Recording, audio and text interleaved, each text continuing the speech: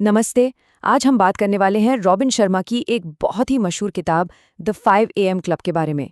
देखिए, ये सिर्फ एक किताब नहीं है, बल्कि एक ऐसा आंदोलन है जिसने दुनिया भर में लाखों लोगों को अपनी सुबह को संवार कर अपनी पूरी जिंदगी बदलने के लिए इंस्पायर किया है। तो इस किताब का जो पूरा सार है ना, वो इसी एक लाइन में छिपा है। शर्मा का फलसफा बहुत साफ है। जिसने भी सुबह के उन शुरुआती शांत घंटों को जीत लिया, उसने असल में अपने पूरे दिन और फिर धीरे धीरे अपनी पूरी जिंदगी को जीतने का रास्ता खोल लिया। तो चलिए इस शक्तिशाली विचार को परत दर परत समझते हैं। लेकिन 5 AM क्लब के तरीकों को जानने से पहले ये समझना जरूरी है कि भाई ये ज्ञान आ कहाँ से रहा है। तो चलिए पहले इस दर्शन के पीछे के इंसान रॉबिन शर्मा को थोड़ा और करीब से जानते हैं। तो रॉबिन शर्मा सिर्फ एक लेखक नहीं है, वो एक वैश्विक मानवतावादी हैं और दुनिया के सबसे सम्मानित लीडरशिप एक्सपर्ट्स में से एक गिने जाते हैं। सोचिए, जब फॉर्च्यून 100 कंपनियां, अरबपति और यहाँ तक कि स्पोर्ट्स के बड़े बड़े दिग्गज भी अपनी परफॉर्मेंस को बेहतर बनाने के लिए उनकी सलाह लेते हैं, तो ये उनकी बातों को एक अलग ही वजन देता है। ये शब्द सीधे लेखक के दिल से निकले हैं और इस किताब को लिखने के पीछे उनकी नीयत को दिखाते हैं। उनका मकसद सिर्फ आदतें बदलवाना नहीं है, बल्कि हर इंसान के अंदर छिपी हुई उस असाधारण क्षमता को जगाना है। और हाँ, एक और ज़रूरी बात, द 5 AM क्लब कोई नया ट्रेंड नहीं है। ये एक आजमाया हुआ और परखा हुआ सिस्टम है जिसे 2 दशकों से भी ज़्यादा समय से दुनिया के सबसे कामयाब लोग इस्तेमाल कर रहे हैं। तो आज हम इसी सिस्टम को समझने वाले हैं। पहले लेखक के दर्शन से शुरू करेंगे, फिर कहानी के जरिए मुख्य सिद्धांतों को जानेंगे और अंत में देखेंगे कि इन आदतों को जिंदगी भर कैसे बनाए रखा जा सकता है। अच्छा, तो रॉबिन शर्मा अपने सिद्धांत सिखाते कैसे हैं? एक बहुत ही दिलचस्प कहानी के जरिए। इस कहानी में 3 मुख्य किरदार हैं। एक संघर्ष कर रही उद्यमी, एक हताश कलाकार और एक रहस्यमयी अरबपति जो इन दोनों की जिंदगी बदलने वाला है। तो कहानी शुरू होती है पहले अध्याय से, द डेंजरस डीड। इसमें हम एक उद्यमी से मिलते हैं जो अपनी जिंदगी के सबसे बुरे दौर से गुजर रही है। मतलब उसका कारोबार और निजी जीवन दोनों ही बिखरने की कगार पर हैं और वो पूरी तरह टूट चुकी है। ये अध्याय हमें सिखाता है कि कई बार जिंदगी में बड़े बदलाव की शुरुआत सबसे गहरे संकट के पलों से ही होती है।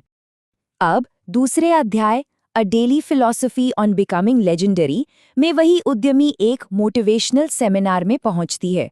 वहां द स्पेल बाइंडर नाम का एक करिश्माई स्पीकर लोगों को साधारण जिंदगी जीने की सोच को चुनौती देने और अपनी असल क्षमता को पहचानने के लिए उकसाता है।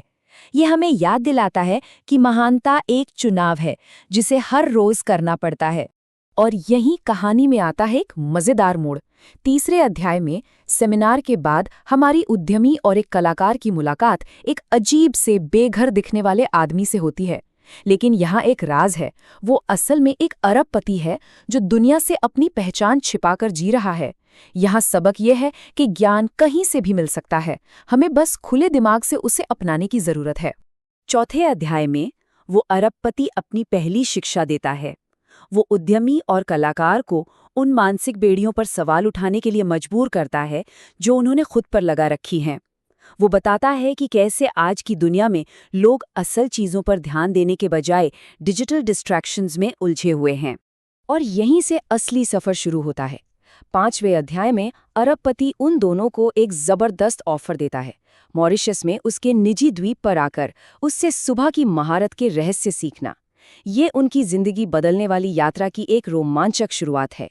छठे अध्याय में द्वीप की यात्रा के दौरान ही पहला पार्ट शुरू हो जाता है। अरबपति उन्हें सिखाता है कि विश्व स्तरीय प्रदर्शन के लिए सिर्फ मेहनत ही नहीं, बल्कि सही मानसिकता और माहौल भी उतना ही जरूरी है। हमारा वातावरण हमारी क्षमताओं पर सीधा असर डालता है। मॉरिशस पहुंचने पर 7वां अध्याय तैयारी के बारे में है। गुरु अपने नए शिष्यों को मानसिक और शारीरिक रूप से उन गहरे बदलावों के लिए तैयार करता है जिनसे वो गुजरने वाले हैं। यह हमें सिखाता है कि किसी भी बड़े बदलाव से पहले तैयारी का जो फेज होता है वो बहुत महत्वपूर्ण है। तो कहानी के इस मजेदार सफर के बाद अब आते हैं किताब के दिल पर, वो प्रैक्टिकल तरीके और फॉर्मूले जिन्हें कोई भी अपनाकर अपनी जिंदगी बदल सकता है। 8वें अध्याय में हमें 5 AM क्लब के मेन कॉन्सेप्ट से मिलवाया जाता है। सुबह 5 बजे उठना सिर्फ एक आदत नहीं, बल्कि एक कीस्टोन हैबिट है। कीस्टोन हैबिट यानी एक ऐसी अकेली आदत जिसे अपनाने से जिंदगी के बाकी सभी पहलू अपने आप सुधरने लगते हैं।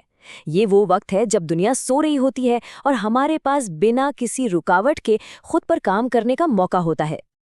अब एक बहुत ही दिलचस्प बात, 10वां अध्याय हमें बताता है कि सच्ची सफलता सिर्फ दिमाग तेज करने से नहीं मिलती। इसके लिए हमें अपने 4 आंतरिक साम्राज्यों पर काम करना होता है। अब ये 4 साम्राज्य क्या हैं?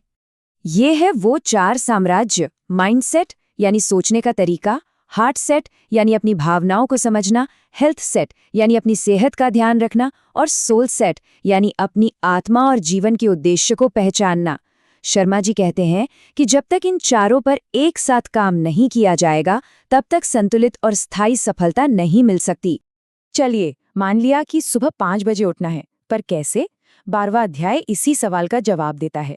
ये हमें बताता है कि इच्छा शक्ति यानी विल पावर कोई जन्मजात टैलेंट नहीं है, बल्कि एक मांसपेशी की तरह है जिसे ट्रेनिंग देकर मजबूत किया जा सकता है, और इसके लिए एक वैज्ञानिक प्रक्रिया है।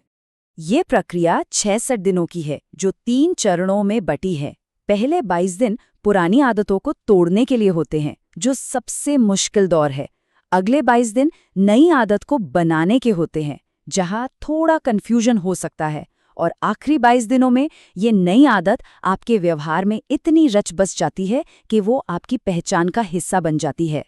ठीक है, तो हमने आदत बनाने का विज्ञान समझ लिया, लेकिन सबसे बड़ा सवाल उस 1 घंटे में, जिसे शर्मा द विक्ट्री आवर या विजय का घंटा कहते हैं, आखिर करना क्या है?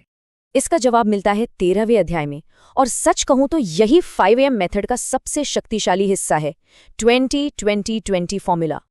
ये फॉर्मूला आपके पहले घंटे को 3 कमाल के हिस्सों में बांटता है। पहले 20 मिनट है मूव, यानी पसीना बहाने वाला कोई भी व्यायाम जो दिमाग में अच्छे केमिकल्स रिलीज करता है। अगले 20 मिनट है रिफ्लेक्ट, मतलब डायरी लिखना या ध्यान करना, जो स्पष्टता और शांति देता है। और आखिरी 20 मिनट है ग्रो, यानी कुछ पढ़ना या सीखना, जो ज्ञान को बढ़ाता है। शरीर, मन और आत्मा के लिए एक परफेक्ट वार्म अप। अच्छा, 20-20-20 फॉर्मूला अपनाना तो एक बहुत अच्छी शुरुआत है, लेकिन सवाल ये है कि इसे जिंदगी भर कैसे बनाए रखें। किताब का आखिरी हिस्सा इसी पर केंद्रित है। 14वां अध्याय एक बहुत बहुत जरूरी बात पर जोर देता है। एक बेहतरीन सुबह की शुरुआत पिछली रात से होती है। अगर क्वालिटी नींद नहीं ले रहे हैं तो सुबह 5 बजे उठकर अच्छा प्रदर्शन करना मुमकिन नहीं है। अच्छी नींद कोई लग्जरी नहीं, बल्कि एक जरूरत है। 15वें अध्याय में शर्मा 10 और रणनीतियां बताते हैं जो पूरे दिन को बेहतर बनाती हैं। इनमें से एक है tight bubble of total focus तकनीक, जिसमें कुछ समय के लिए खुद को हर तरह के डिजिटल डिस्ट्रैक्शन से दूर कर लिया जाता है, ताकि अपने सबसे जरूरी काम पर गहराई से ध्यान लगाया जा सके। 16वां अध्याय एक विरोधाभासी लेकिन शक्तिशाली सच सिखाता है। महान प्रदर्शन सिर्फ काम करने से नहीं, बल्कि काम और गहरे आराम के बीच संतुलन बनाने से आता है। दुनिया के सर्वश्रेष्ठ एथलीट भी जानते हैं कि रिकवरी के बिना ग्रोथ संभव नहीं है। यही नियम हमारी जिंदगी पर भी लागू होता है। और आखिर में 17वां अध्याय कहानी का अंत करता है। उद्यमी और कलाकार अब पूरी तरह बदल चुके हैं। उन्होंने इन सिद्धांतों को अपनाकर न केवल अपने करियर को बचाया, बल्कि वे अपनी जिंदगी के हीरो बन गए हैं, जो अपनी पूरी क्षमता के साथ जी रहे हैं। तो इन सभी अध्यायों और कहानियों से हम क्या सीख सकते हैं? चलिए इन सब बातों को संक्षेप में देखते हैं और समझते हैं कि ये कैसे किसी के जीवन में एक नए साहसिक कार्य की शुरुआत हो सकती है। अगर इस पूरी चर्चा से कुछ बातें याद रखनी है तो वो ये हैं। पहला, अनुशासन बंधन नहीं, बल्कि असली आज़ादी का रास्ता है।